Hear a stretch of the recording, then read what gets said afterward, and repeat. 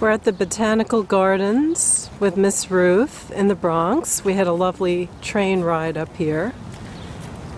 And look at these beautiful flowers. Yeah, these are lilies. Fun. Absolutely gorgeous. This lady has a beautiful yellow umbrella and matches the flowers. Thank you. How lovely. Oh, it's great being up here. Beautiful. Bunny rabbit. There's a bunny rabbity. Are you going to let me take a picture of you, bunny? I don't know if we can see it. It's a baby bunny. Hey, baby bunny. Hello. Hello, don't be afraid. Don't be afraid. Ah, there it goes.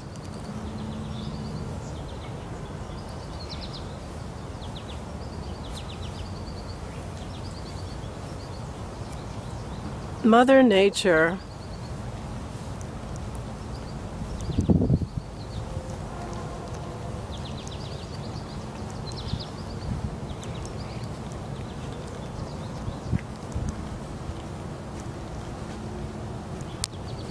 Like just off the lens. Hi, Susan. And then you press it. Hello, Ruth. Hi, Susan. I've never in the films. You press the button. Yeah, I see you. Great. Okay. Okay, we're walking into the conservatory at the And you can do some Botanical of Gardens. the beautiful flowers. This is the Jane Watson Irwin Perennial Garden at the Bronx Botanical Gardens, also known as the New York Botanical And look Gardens. up there.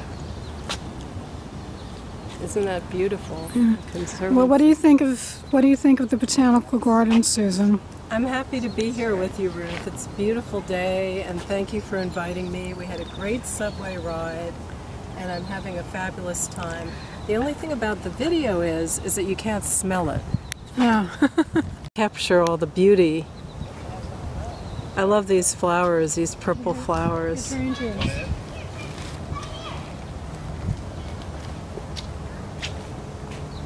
Ooh, I'm like a kid in a candy store. I think we have to go in here. You don't have to photograph me now. Look at the nice butterfly. Yeah. Transformation. Butterflies are transformation.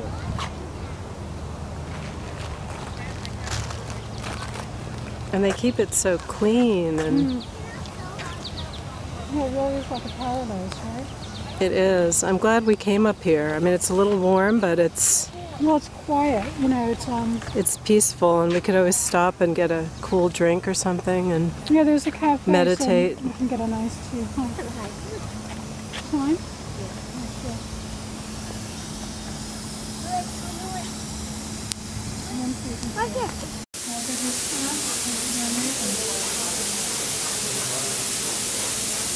This is the rainforest in the Botanical Gardens.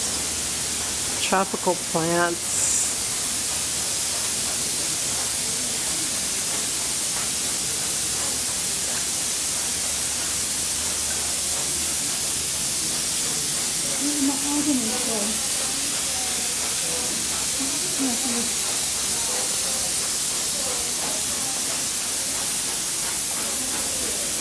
It's very moist in here. There's a lot of moisture.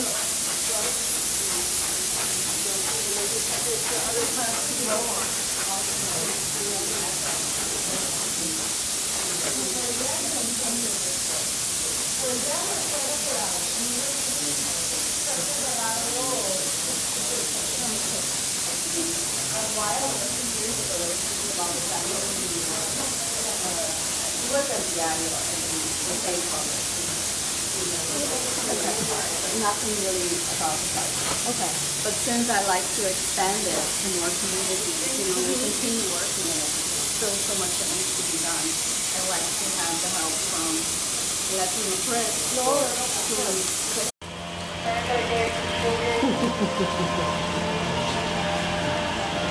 Lemon tree, very pretty, and the lemon flower is sweet, but the juice of the poor lemon is impossible to eat.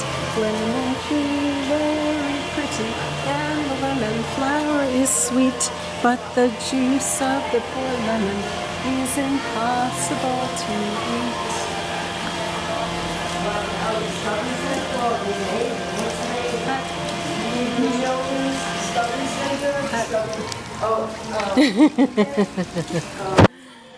And rhododendrons.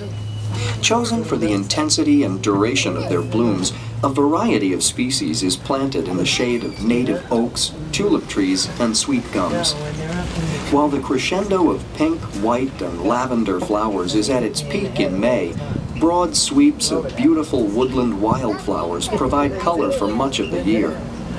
Including the 50-acre Thane family forest you see on side A, the New York Botanical Garden is home to over 1 million plants. Magnificent garden and plant collections. Yet it's more than simply a pleasant refuge. Since its founding, the Botanical Garden has served many purposes. It's a museum of plants from around the world, informing visitors of all ages about plant diversity.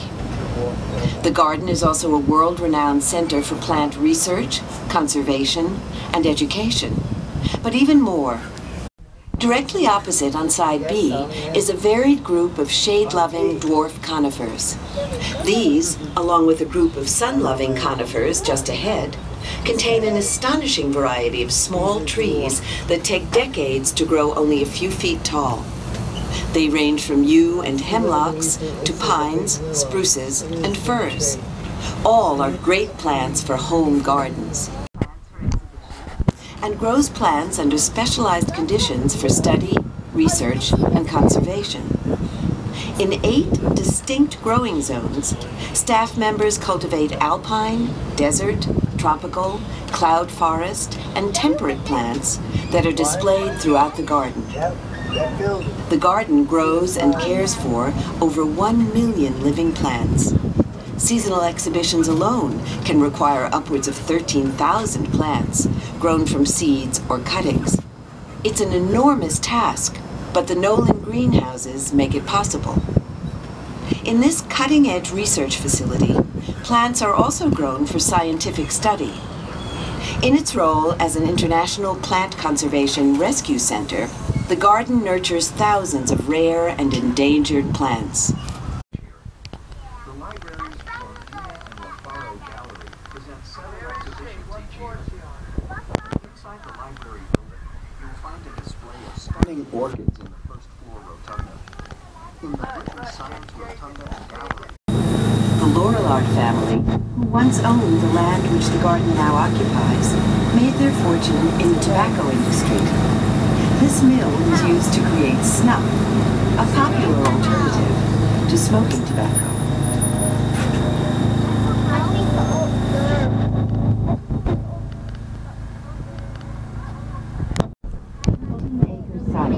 And added more than 250 new conifers to the collection. Whether surrounded by the vibrant greens of spring and summer, the earth-toned autumn, or shrouded in winter snow, this collection's unique beauty is stunning throughout the year. immediately after the stone and cedar pavilions, look on side A for a cluster of thick, unusual-looking trees. They are weeping giant sequoias, and in 60 years, they could be over 90 feet tall.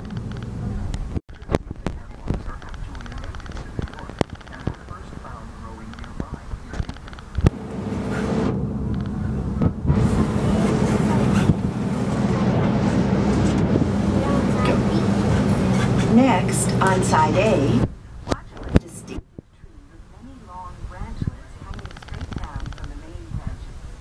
That's a snake branch spruce. Directly opposite on side B is a varied group of shade-loving dwarf conifers.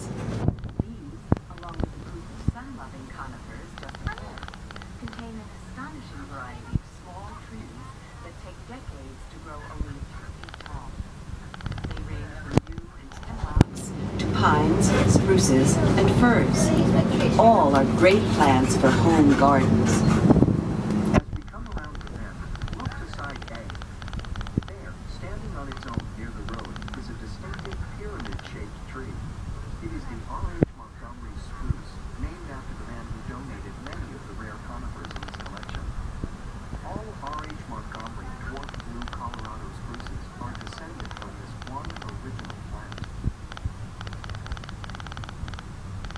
In a few moments, on side B, you'll see a beautiful state-of-the-art glasshouse complex.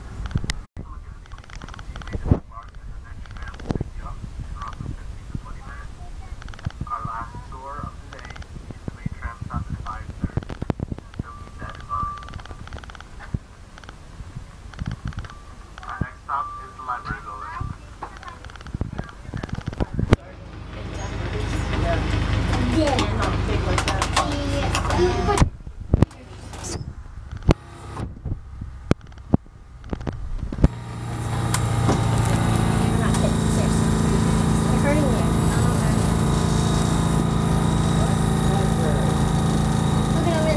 The Ruth Ray Howell Family Garden is a popular destination during the warmer months when school children, families, and volunteers come to dig the soil, plant and nurture flowers, herbs, and vegetables, and harvest them too. Beyond the family garden, the native forest on side A looks much as it did when a group of influential botanists and local citizens first created the botanical garden in the 1890s. At that time, all of New York looked very different from the city today. The Bronx was still mostly countryside. Manhattan, in the late 19th century, was home to individuals of astounding wealth who were also deeply civic-minded, funding public libraries, museums, parks, and universities. Their goal here was to create an oasis of beauty and learning, where knowledge, culture, and tranquility would benefit all who visit. The New York Botanical Garden was founded with these lofty ideals and the then enormous sum of $250,000.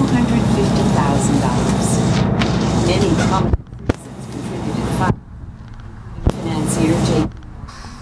Steel Baron Anthony Carnegie, oil magnate John D. Rockefeller, and Cornelius Vanderbilt II, whose new A tree-lined walkway is called an alley. At the end of the alley, you'll see an impressive building, massive columns and wide steps. Completed in 1901, it houses the Lester T. Mertz Library. With over 1 million documents, the oldest more than 800 years old, the Mertz Library is the largest and most important collection of literature about plants in the world. Scientists travel from across the globe to conduct research here.